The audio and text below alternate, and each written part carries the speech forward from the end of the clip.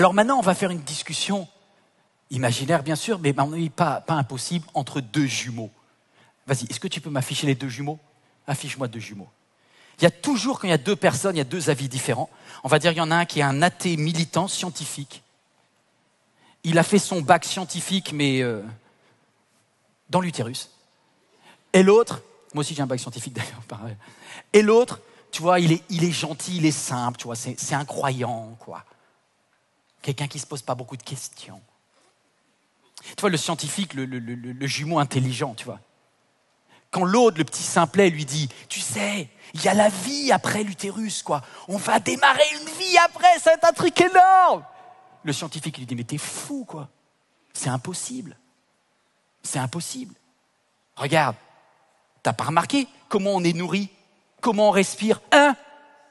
Il y a un tuyau! Le cordon ombilical, mon gars! T'imagines? T'as vu la longueur du cordon? On va pas pendre en bas, hein? Il y a un moment, il va clac couper, et nous, c'est foutu. Tu respires plus, tu manges plus après, hein? T'es mort. Et c'est pareil pour les...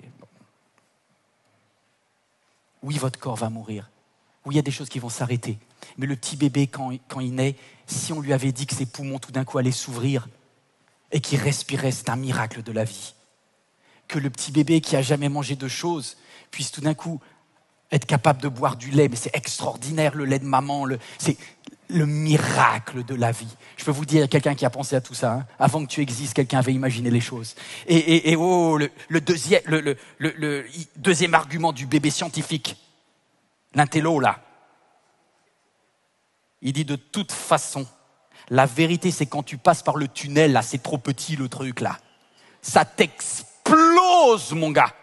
Ça t'explose. La preuve, c'est que c'est des douleurs de malade. Moi, j'en ai entendu un là. Il a voulu passer. On a attendu quelques secondes, on a entendu. Ouah! C'est l'horreur. Moi, j'y vais pas dans ce machin-là. C'est l'horreur. Mais c'est la vie après la vie. Et quand tu passes de l'autre côté, c'est ton premier souffle.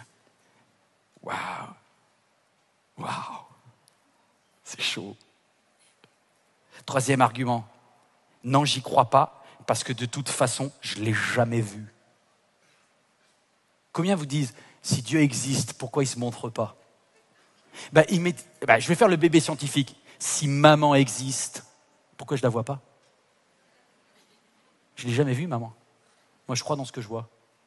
Je peux te dire, je ne vois aucune maman. Je vois une membrane, là, c'est terminé derrière. Tu vois, je ne peux même pas ouvrir les yeux, de toute façon, on s'en fout. Je ne vois rien. Je vois rien, il n'y a que dalle, je te dis, je vois pas, je crois pas. Et t'as l'autre qui est un peu gentil, tu vois, le croyant, il dit, mais si, tu sais, il existe. De temps en temps, je l'entends parler. Ben, n'importe quoi, c'est des voix. Si je te dis, j'entends des bruits. Des fois, tu sais, mais il y a comme un poids. Toi, tu sais que c'est la main, mais eux, ils ne savent pas que c'est la main, ils n'ont jamais vu une main. Le truc là qui nous fait des câlins, des papouilles et tout, on sent... Ouais, mais c'est subjectif. Non, moi j'ai jamais entendu clairement. Mes amis, on ne peut pas prouver la vie.